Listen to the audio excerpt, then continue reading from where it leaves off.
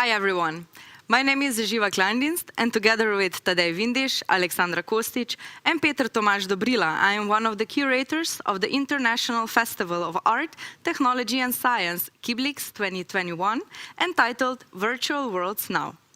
I welcome you on behalf of KIBLA, who has been organizing this festival since 2002. In line with KIBLA's long-term research focus on XR technologies and art in scope of RUC, Network of Art and Cultural Research Centers, and considering that the past year has probably been the most virtual year we have lived so far, the key question we're asking for this festival edition is, what are the virtual worlds now? Today, I have a pleasure to introduce an artist talk by Varvara Mar, an art duo established in 2009. Varvara Guljaeva and Mark Canet are currently hosted by the DDTlab in Trbovlje in scope of the RUC Art Residency program. The artists will introduce their artistic practice and speak about their current research in the fields of robotics. The talk will be moderated by an art critic and curator, Irena Borić. For the Q&A, I welcome everyone to use the chat on the right side of this screen, where you can post your questions and comments, and the moderator will read them on your behalf. Irena, Varvara, and Mar, the floor is yours. Thank you, Živa.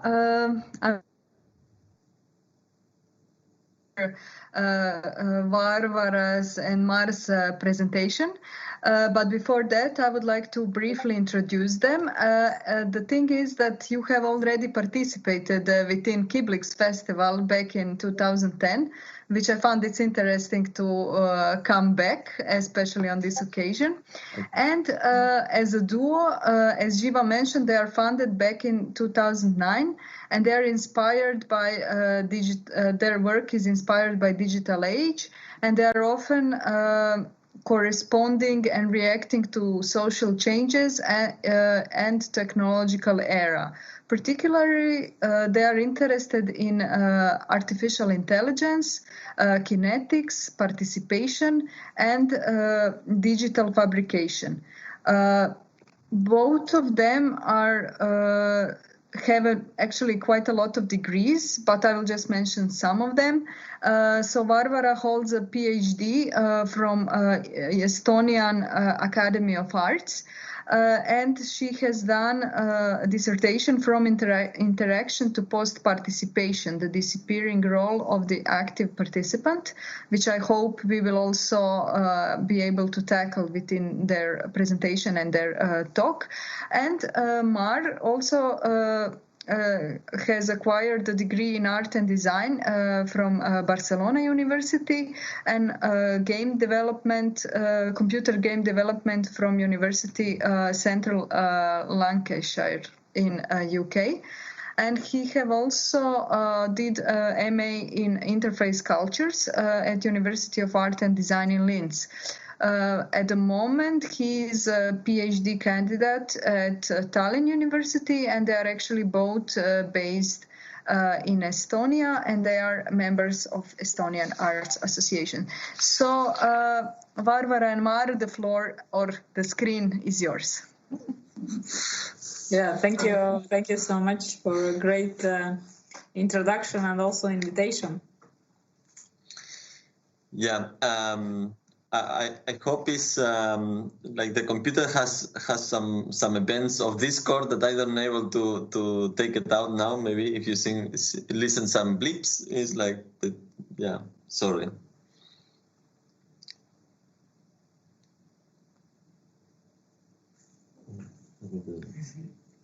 So our screen is shared. We can start presentation. Okay. Yeah, we prepared, like, since you already heard that more than 10 years ago we were in KIBLIX, so we are not so young anymore. And we had done quite a lot of works meanwhile, and also before KIBLIX, so we had definitely to select some, and where our selection was based on, I think, recent works, and also what would fit to the topic of maybe machines, robotics, what we are kind of here working in Trbovlje at DDTlab. So this was kind of, let's say, kind of connection points, what we saw, and we decided to select based on this. So, but let's get started. So as at the beginning also was a nice introduction about the virtuality and the virtual worlds, and I guess none of us got untouched by this extraordinary pandemic situation, so especially also artists, and telling this is, I think we also are kind of, it feels like a miracle to be now in Trbovlje in the residency, because most of the year actually we spend doing all kind of virtual events, let's say like this. And the same happened with neuro knitting Beethoven. So here actually you see a mock-up image that when we were talking with venues and Goethe Institute Asia and curator Susa Pop, where we were kind of preparing the concert, interactive concert setting, where then we had our idea was to have our knitting machine, circular knitting machine, on the concert stage together with a pianist playing Beethoven music. Of course, last year was the 250th anniversary of great composer, so many cultural productions were done with systematic, and also we, as let's say from our point of view, what we are very engaged, let's say, with technology concept-wise, but also realization-wise, following also development of it. We thought, like, well, why we always only listen the interpretation of the musicians, of the composers' works? Why actually not to go maybe in a way deeper, like inside the mind or under the skin of the musician, and see creatively how emotionally is engaged the musician with the music, and translating this to the visuals and also to the garment. So the garment transforms, let's say, its meaning also, because there is suddenly every row becomes kind of a database of this emotional state. But then came the pandemic, and there was, of course, a lot of meetings and discussions how we will do it. Shall we do it or not? And luckily, we decided still to go forward, because also, if you are 1 year producing the project and then it's cancelled, this is very, very sad. So our interactive concert, our interactive data concert was transformed into a telematic interactive format, and luckily I think we didn't lost much. I mean, of course it was transformed a bit, the idea, but the concerts they took, and of course first the tour was planned like with 7 different venues, and then it came down to 2. It was Hong Kong and Seoul. And in both places there were also a physical concert where then we shipped our computer and EEG headset for the pianist or also the monk, and the computer for doing the visuals, and also sending. We are kind of like a data traffickers, no? As trafficking the data back to our studio when there was a knitting machine. So you wanted to add something? No, like the two setups, they were actually completely different, and also due the particularities on also that the headset, the neural headset that takes the brainwaves, we had to place it, and one of the pianists, the Korean one, he was feeling comfortable to wear, but actually the Hong Kong one, she was happy to wear. Then we had also two different performances, one with a monk in the stage with the neural headset listening the music, and in Hong Kong was the pianist who was wearing the EEG headset. Yeah, so just to explain briefly the setup before we show the video. So it was normal. It was a classical concert setup where pianist was playing the piano repertoire of Beethoven and wearing the EEG headset, which was capturing the brain data. This brain data was affecting the visuals. Which were visuals on when you see on this black and white here on this screen. So it was also this later on you should see in the videos was also displaying the kind of data viz plus with videos we made in AI thematical videos for the sonatas which were played. And then on the other screen we were kind of it's pretty similar setup, I think, as in Kibla now. So they have kind of a small studio streaming our talk there. So we had also in our studio, like running OBC with different camera inputs from the knitting machine, and also receiving then the data from the concert place, which then was affecting real-time speed of the knitting machine and also the dying mechanism. So more attentive was the person wearing EEG. More it was spraying the yarn. I mean, more, let's say, pattern was happening there, and higher the meditation level, then higher was faster was the speed of the knitting machine. So maybe we can put now the video. So it's from the close places.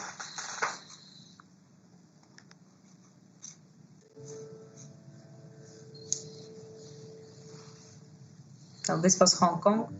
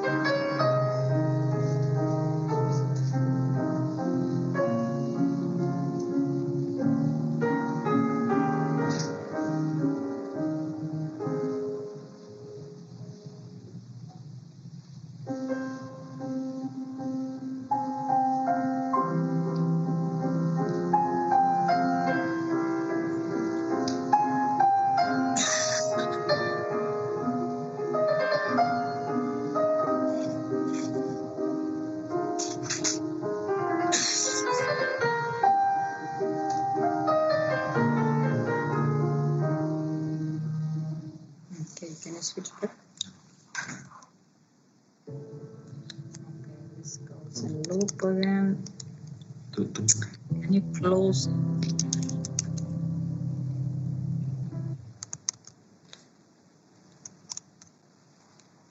Okay. Well, yeah, I hope you understood the idea behind. Wait, just on this we don't look. We just stop this. Yeah, well, from where came this idea? Actually, in knitting, we are since 2012, where we also why we are showing these projects here. With the knitting, we really discovered this field of industry. Let's say like this, the machinery and industry, and how kind of different from our idea it is. So it's if you say industry and machinery, it doesn't mean actually they are quite far away from innovation. So they are more into stability, I would say, like this. It's and that's what we discovered with knitting when we started to use. We started to hack old knitting machines in order to make pattern. And we were like, and this pushed us actually to do our own machine, which you just saw, kind of through frustration maybe. And yeah, well, we have been knitting and hacking, and then in 2013, everyone was talking about neuroscience and how EEG headsets will help us to read our mind and emotions and so on. So we thought, yeah, why not to knit brain data? And that's what we were doing in the neuro knitting project. We collaborated with Sebastian Meaya in this project. He's from Tangible Music Group, and kind of their research, what they were kind of leading, they told always that our brain the best reacts on music. So we decided to use in this first experiment golden variation of the Bach. We can put linear video now without sound, I guess. So then without sound. Yeah, then we can explain. So here you see also, we'll see this how we were capturing the data and converting into the pattern of a garment with this is this obsolete knitting machine, so to say, which we upgraded with our electronics skills, let's say like this, replacing the old brain with our own circuit board and Arduino. And this is what was coming in from the EEG headset, and we were getting the data and converting this into a pattern, which was, of course, also some creative process, so to say. But for us was more like experiment, because we wanted to do something more high tech with the knitting. And then for our surprise was that I don't know, let's say like this, the textile industry is not ready, I guess, for high tech, or I don't know what was the problem, but suddenly everyone was writing about these projects, and this was seen as very kind of innovative approach, and people started to ask us how they could knit scarves with their own data and so on. So we went, can you go back to the presentation? We went a bit on with our experiments. So actually, this picture is from Maribor. We were in, but it was 2015 or 14. We had a solo show in Maribor City Gallery, created by Irena Borić, and here this is the photo from. So we also did in Salzburg some scarves with the Mozart music, of course. And also when watching the football, but the data was, according to our collaborating, not so kind of meaningful. Well, yeah, but this, yeah, maybe this is, let's jump to a different topic. So this is, yeah, here we can put, but without the sound. This is Katuse poisid, or the roof guys, which is a public art commission in Estonia, in Tallinn. That is permanent install. Yeah, so this is a puppetry theater, and our idea was to kind of create characters who live, who sit on their wall, and they wake up when the sun goes down. And since people are always like rushing from home to work, and then in the evening back, and forgetting actually also ludic activities, and maybe even noticing something on the street.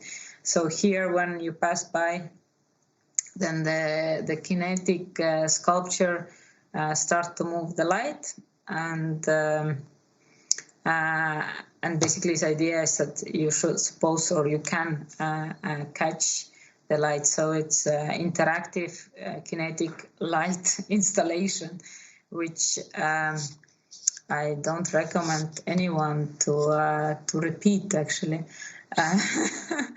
Because, well, if we would need to do again this thing, I would definitely, like, for outdoors, not doing some interactive, let's say, kinetic thing. Which has many accesses to move. It has all the electronics inside the head. Means any time we need to do some maintenance, or when we were setting up and we were like I don't know, like testing and redoing, we had to mount on this mount many times. And also, well, when you work outdoors, and especially in Tallinn, where we live, that is very up north, and in winter is very often minus something, minus 20, for example. Yeah. Then working in these conditions are not the best. Yeah, and actually when we were doing this roof guys, we were not thinking about robots, but when our daughter saw this, then she started to call us robot artists, because, yeah, probably it's very like Robocop-like features, which if you compare to ARM robot, actually they have pretty similar axis movements, because here we can show you also. So and this is kind of simplified drawings, what's inside and how it's supposed.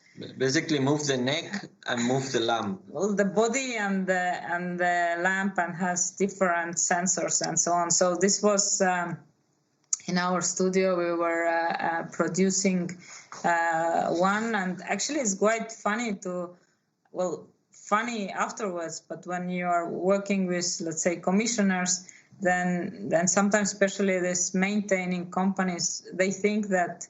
Let's say their attitude is that we produce in a year 100 of them, so we should know exactly how and what suppose where to go, but let's say in these artistic projects, although yeah, there are a lot of technology inside, but since you don't optimize and replicate until infinity, you like, let's say if you look arm robots and so on, so basically that are very is very unique. And also one thing that I think we didn't explain is how they play. They put a spot on the pedestrian side, and then when someone pass and cross this spot, then they start to play with you and move the spot in different directions and different places. And if you go, they start to play for with you and put in another direction. If you go, then you move to another direction, and like they get tired, and then they close the light. And yeah, this is kind of this ludic interaction that they have programmed. Yeah, but on the other hand, we are quite happy that, let's say, in public art field, some commissioners are open towards interactive and media art creations. So this is positive. Then more about robotics. We got invited to a Humans Not Need Apply exhibition in Science Gallery. So we propose Humans Not Need to Count. And this exhibition was talking about humans and robots in the labor market. So it's quite like well-known fear, I guess so, especially in the Western culture, that robots are here for taking away our work. And as we 3D printed the robotic hand, and the only thing what it's doing is just doing one movement, pressing tally counter where somebody passes by, and this way we actually we replaced a gallery assistant who is counting the visitor with our installation. You want that one? Yeah, well, basically we were like opening the debate if like the job of like counting the people if cannot be replaced by a robot, but at the same time talking about this that when people think about a robot, I always think something like human, and that's why we were actually making a hand, because there is much things that operate like a robot that don't need to be like looking like a robot, or like people think that they should be the robots, and that's why we actually over-exaggerate that it's just a hand that comes out from the wall. Yeah. Actually, if we talk about digital fabrication then and open source, you could 3D print the entire robot as a body. Yeah, we used this open source InMov full body robot, and we only took the hand and we extremely modified that we could like use for our purpose to move the tally counter. And the next year we made a Sunday Painter, which looks less robot. It's more like a robotic plotter, pen plotter, and we were invited to in the South Estonia to Maya residency and exhibition Wild Bits. And in South Estonia there are quite kind of hilly, let's say hilly landscape, which kind of it's in a way romantic, a bit like going there in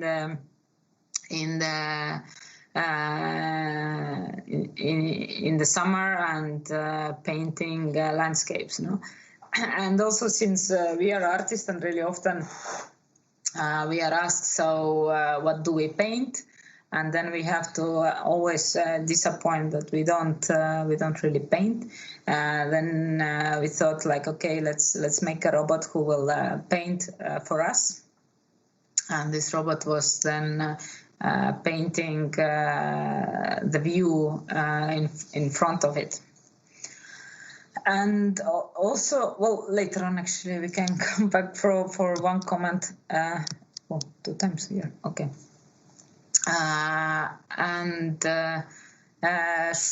To show you also some one of the latest works, and also to bind this robotic topic with AI, which has been our late interest also. ENA was done in collaboration with Roger Bernard, who was a theater maker. During pandemics, ENA went live on Teatro Lliure in Barcelona on their website, where it was kind of public chatbot. Well, basically, like you might know that during the pandemic, like theaters, they didn't have any. They were not basically doing theater.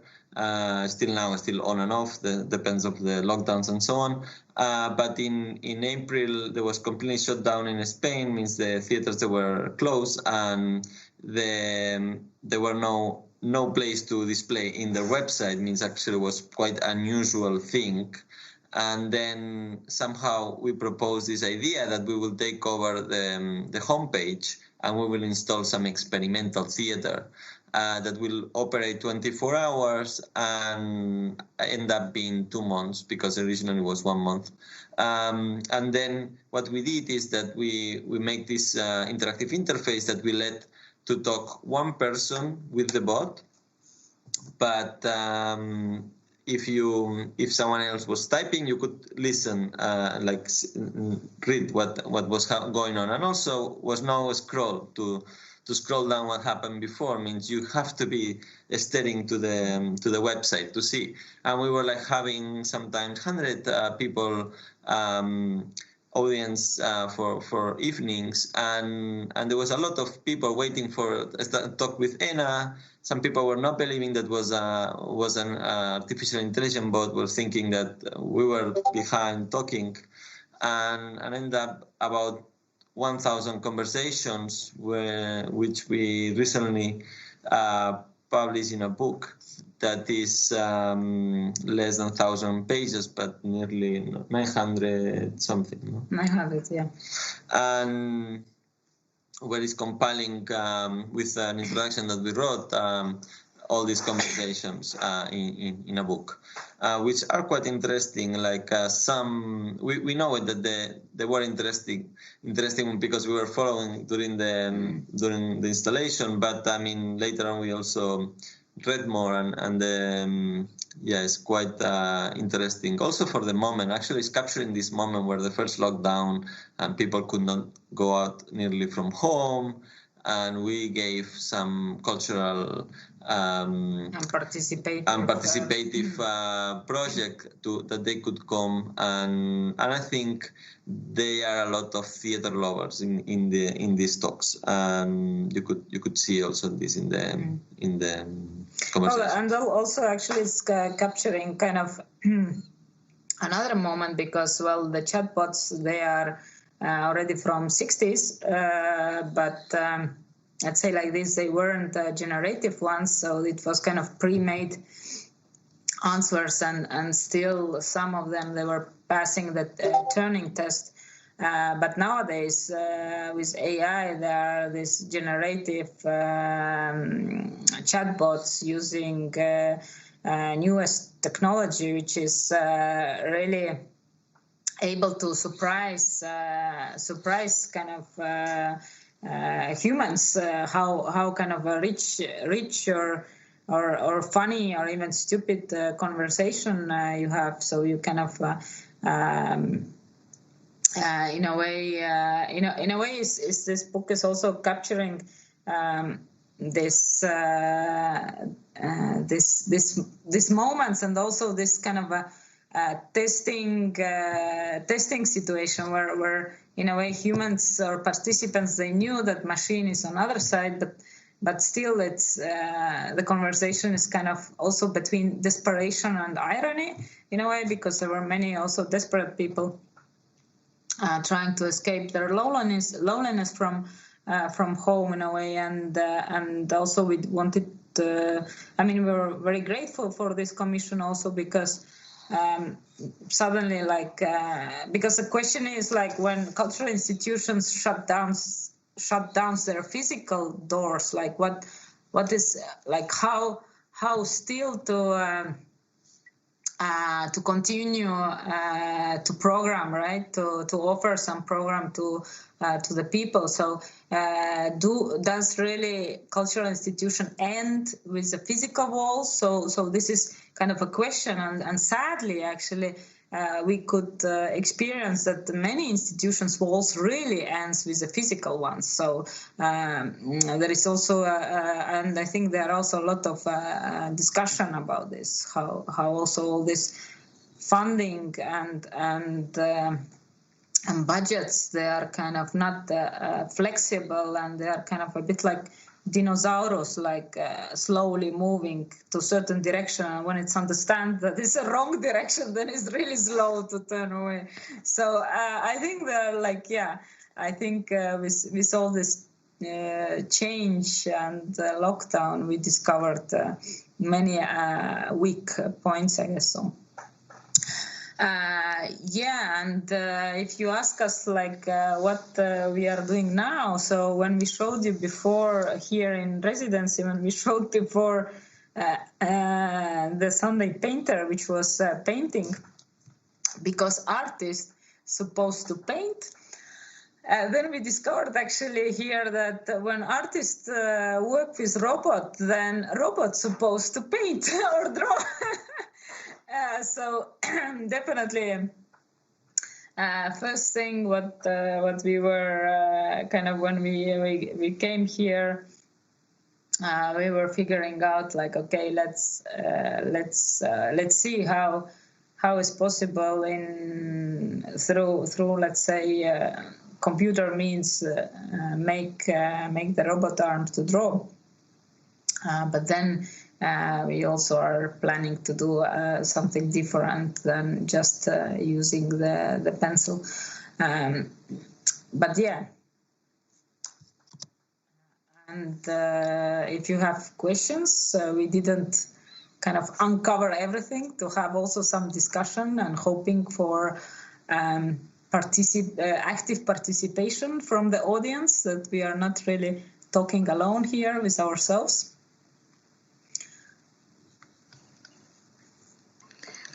Thank you very much for the presentation. It was really nice to hear all about these works, and I know you have much more other works in different directions, but still I really appreciate the ones that you have discussed a little bit. So now I would maybe just before we take some questions from the audience, maybe I would just like to ask first. So for me, it's interesting that you are a tandem, you're an artistic duo, and in that sense, collaboration is something that is basically intrinsic to you. So I'm just curious, because you're working so much with technology, I wonder how much you have to, do you learn everything by yourself, for example, like how to use certain open source program, or do you program it, or do you also collaborate with others? Well, most of the things we do by ourselves. And Mar is very skilled. Oh my God!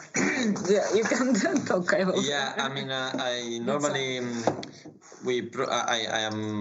I program the things, and I learn new things, and also Varvara is doing also a lot of electronics and PCBs and 3D modeling. I mean, we share a little bit, we divide the skills, even in a way, if you look the background of studies, like Barbara also had to study informatics, means she's also very knowledgeable on computers. and she, I mean, when we need to install many stuff, like she is actually quite good on system administration and so on. Yeah, Mar, we don't need to promote it here. Anyway, like the thing is that we learn, like Varvara, for example, learned a lot of knitting through the YouTube videos for our knitting projects and so on. I learned a little bit, not that much. But some people were asking Varvara, how you learned all this thing of knitting? Had you done a degree of textile? And well, actually now is in the ECA collaborating in the Department of Textile, but. No, actually, well, the thing is, cutting it short. Since there is very few opportunities for artists and also not so much budget, then we don't really hope for any angel to come and do work for us. So we normally we do and we find the way ourselves, since we kind of don't really repeat so much. So our learning curve is pretty steep. And when we also, for instance, when we apply for residencies, then we look maybe, which is interesting for us, where we don't have, let's say, for certain tools access and where we can also learn. Like, for instance, here in DDTlab, we have a great opportunity to have our hands on to an arm robot, which is not very accessible. I mean, it is more and more labs have this, but still not everywhere, and not with people ready to kind of learn together, let's say, like this. So they knew something and we knew something.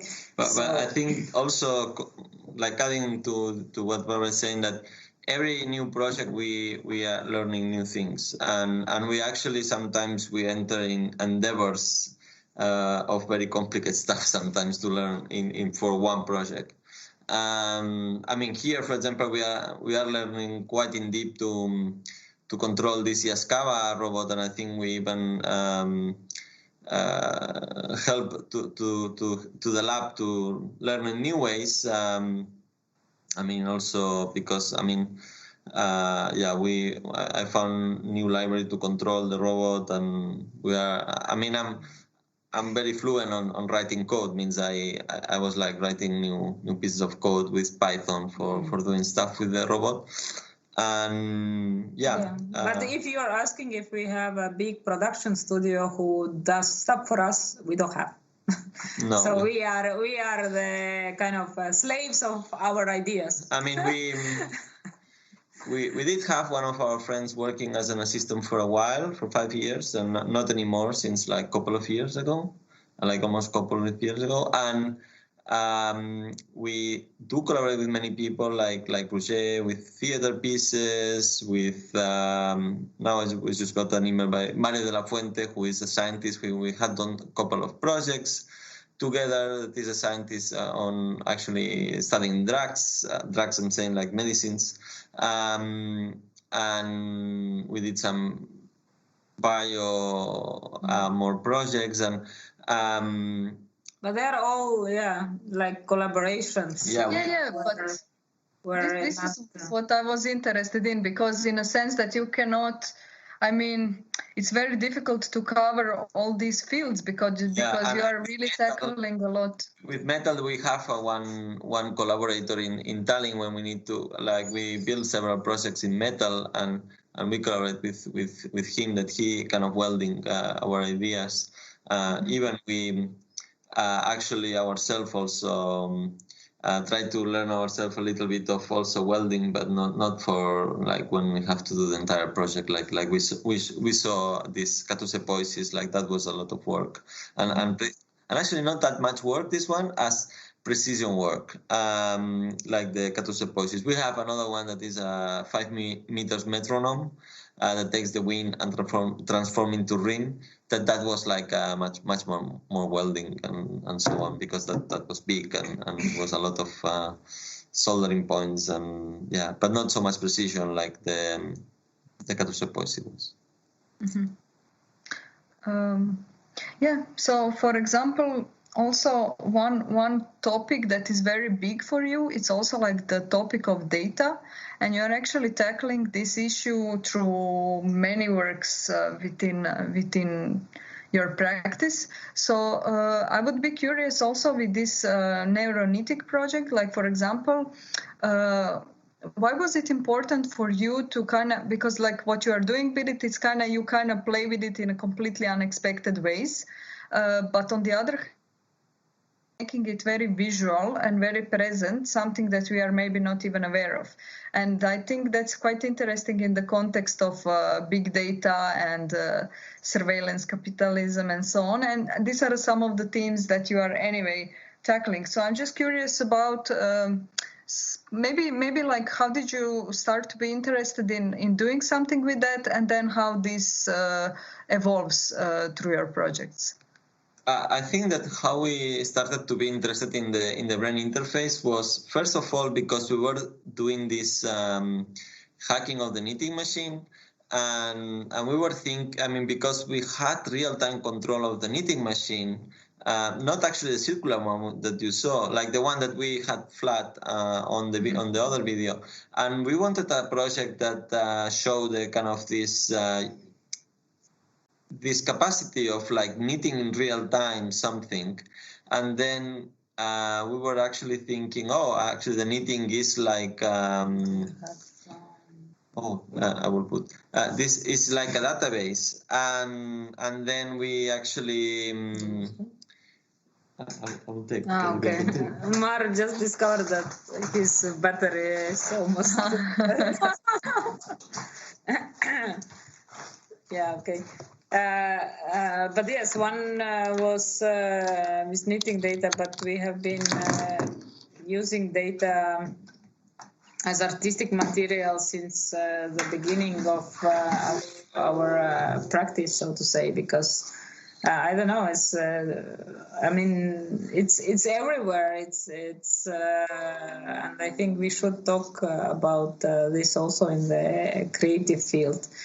Because it's something that, although we talk, is so intangible, invisible, that I think many people don't realize the problematics and the scale of the field.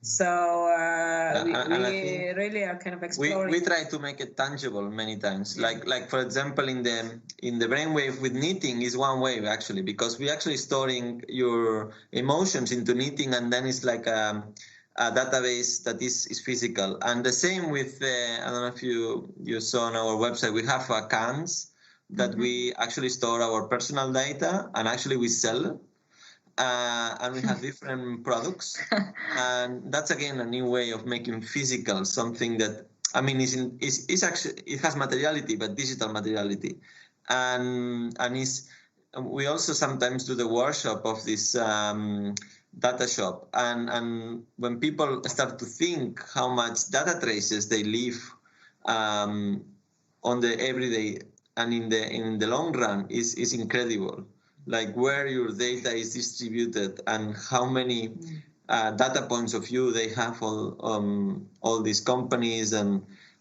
governments and so on.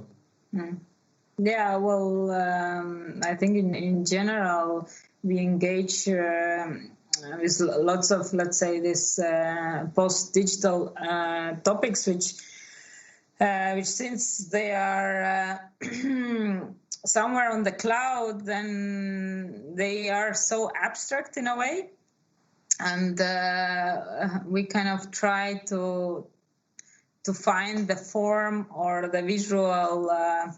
Manifestate visually this. I mean, the same what happened with Ena, like why we made the book, because all this kind of activity and relations, what was happening on the screen and just seen for some minutes and then stored in the cloud. So it's and the amount of it, like even if you tell like, oh, I have there, I don't know how big file, nobody really kind of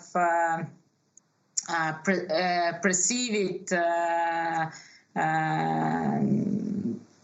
Nobody really perceives. So, but when you really kind of hand bind it into a kind of thick brick book, then let's say the whole story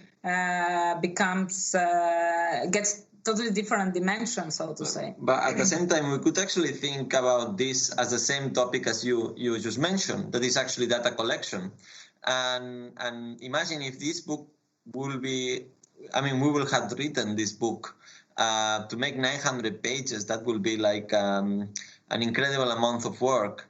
But the data capturing is so efficient that you could make a book like this, like just like people talking nonstop, and that's actually, it could be only from us. Like if you look the chats of Facebook or like Skype or any of these services that we use every day, we could actually, there is some artists that had done this kind of books of like I remember Clara and Diego did this books of their, I think it was WhatsApp messages, and they were actually not a book, but actually a lot of books.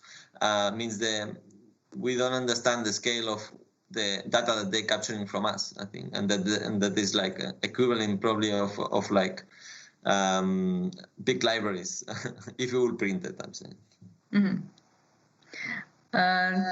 When it comes to Anna, I found it very interesting also all the programs that you have used.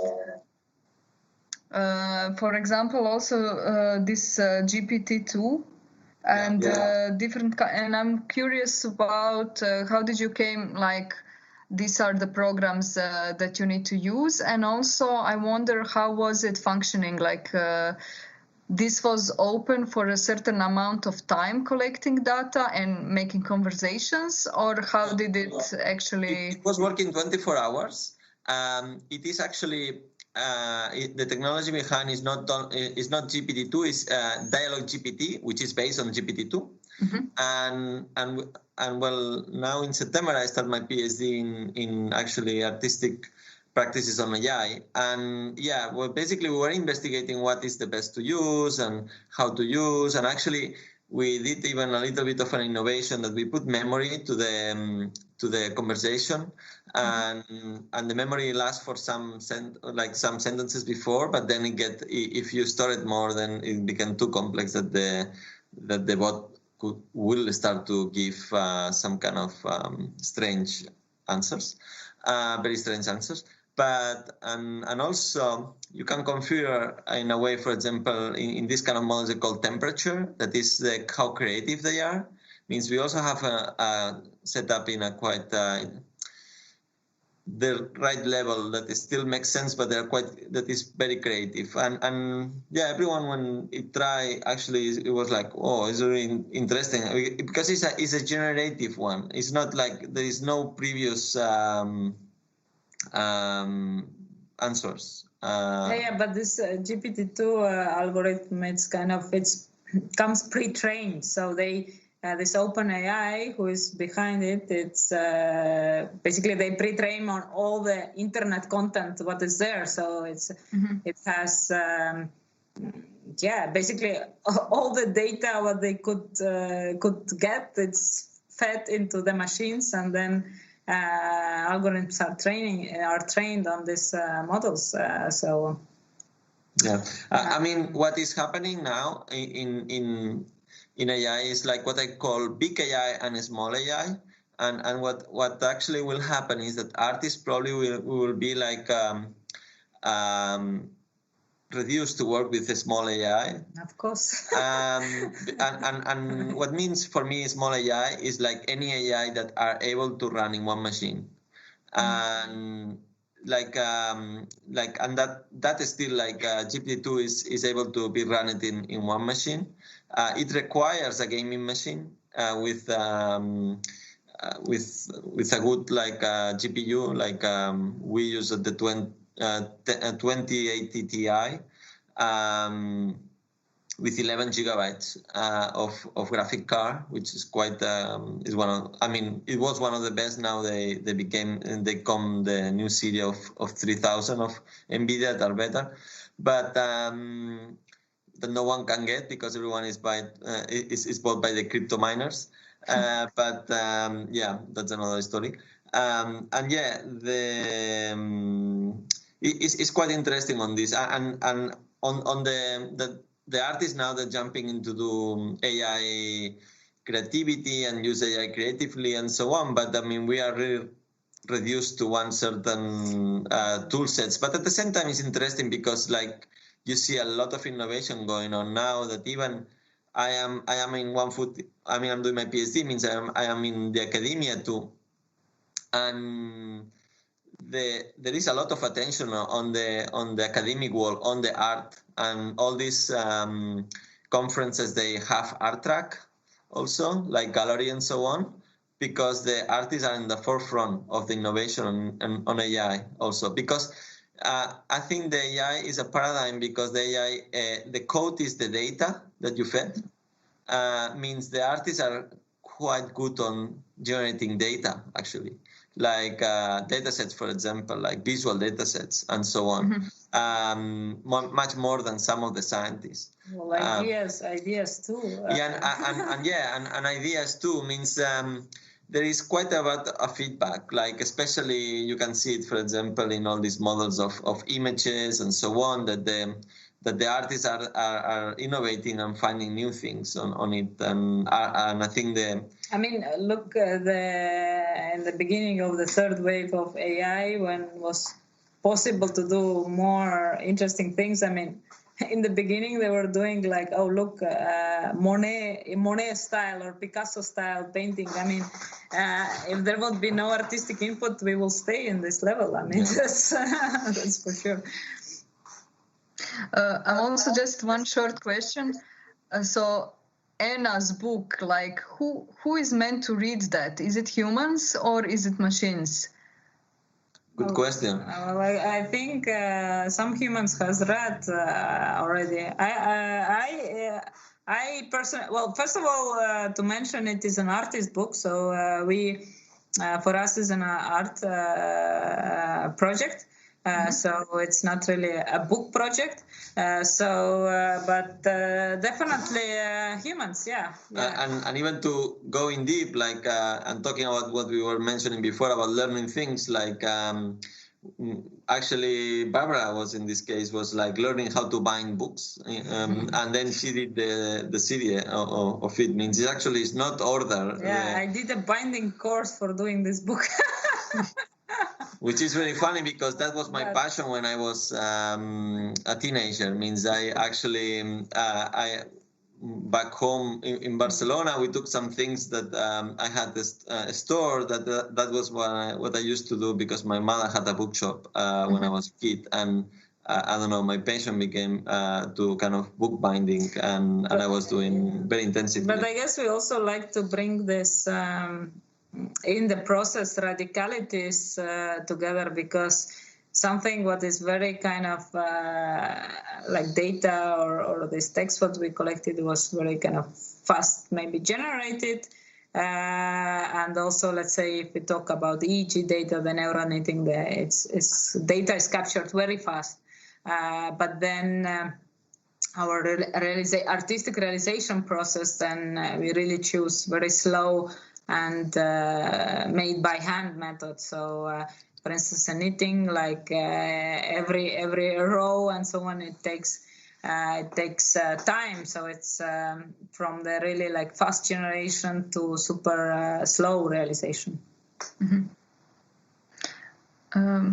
Okay, so now I would actually like to tackle the what was happening at the residency. You have been for 2 weeks now in Trbovlje at DDTlab, and there you actually were interested in the field of robotics, and I'm curious maybe if you can say, so how was it for you to be at the residency, and also like what are the plans, like what are the possible outcomes of the residency? Yeah, I mean, as we told in the beginning, it's great to be personally here in the physical space, and we were kind of exploring their Yaskawa, sorry. Yaskawa sounds much Yaskawa arm robot, And so far we had like also, very advanced prototype. I mean, I will not say finished, but it's very advanced prototype new installation that we can explain. Yeah, we can explain. That is like top secret. Okay, if it's top secret. We had like a gun on the like in the arm. Well, instead of a pen, but it's a toy. I mean, it's a toy gun. We put a gun, and the robot is following you. And the robot is following you with a gun, and and you will think, oh, why to do that? Well, it's basically breaking the robot law, and it's actually going to the deeper fear of the humans, like that the robots will actually start to race against us. Going against us, and how much robots we have around, much of this fear, and how much intelligence there will be, much of this fear, and so on.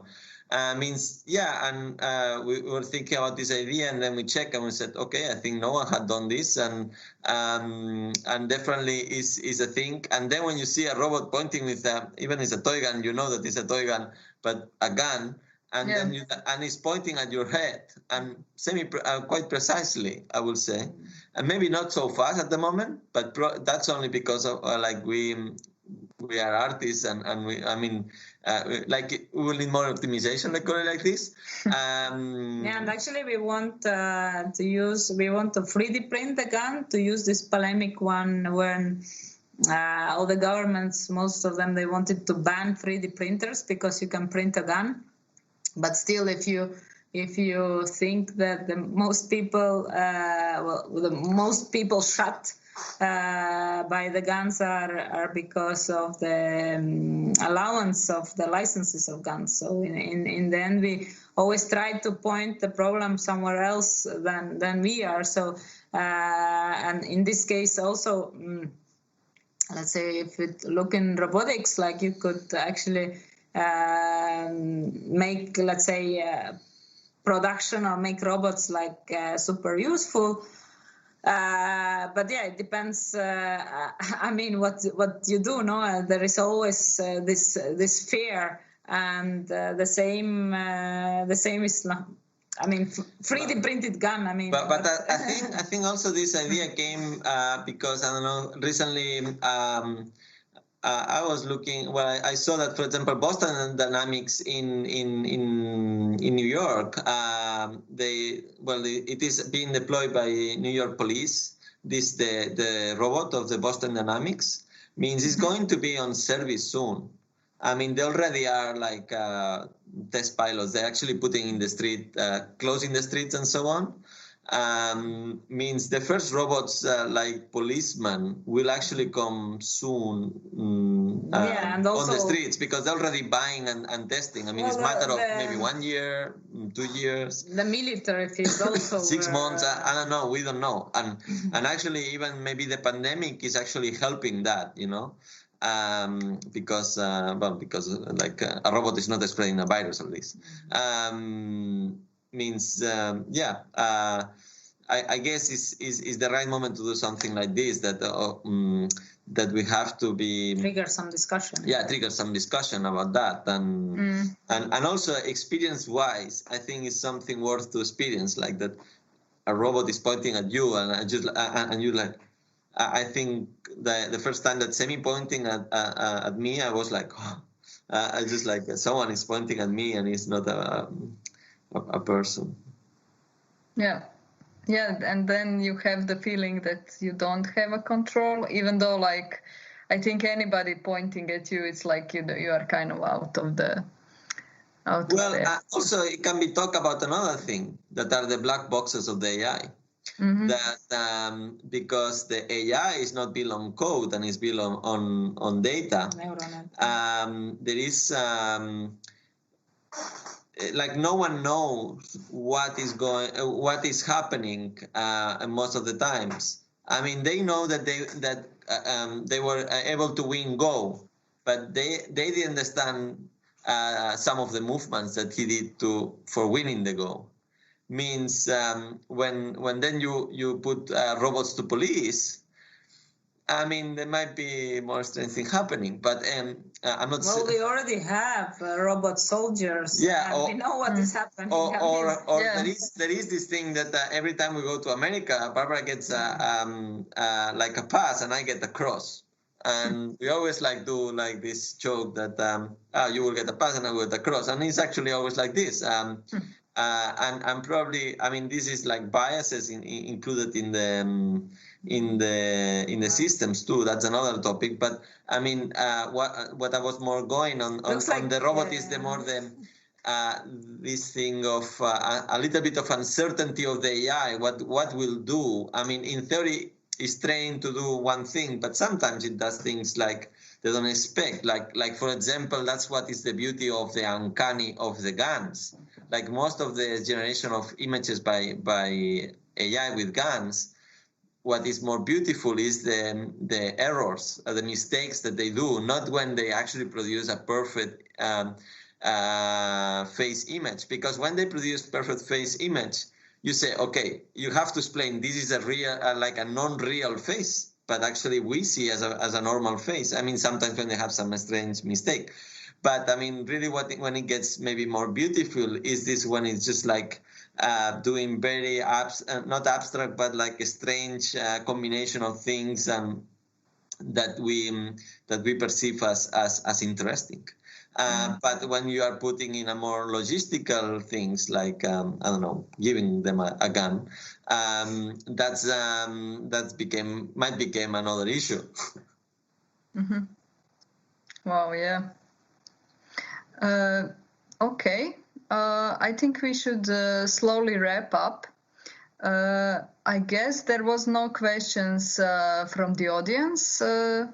So then I would just like to thank you very much for this conversation and the presentation. It was really nice to have you here within KIBLIX Festival. And I would now like to go back to Živa.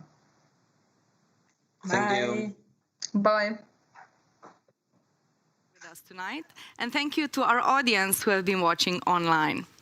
Join us again tomorrow at KIBLIX.org for a live stream of an audiovisual performance by Terra Nigra and VJ 5237 live. See you tomorrow and take care and goodbye.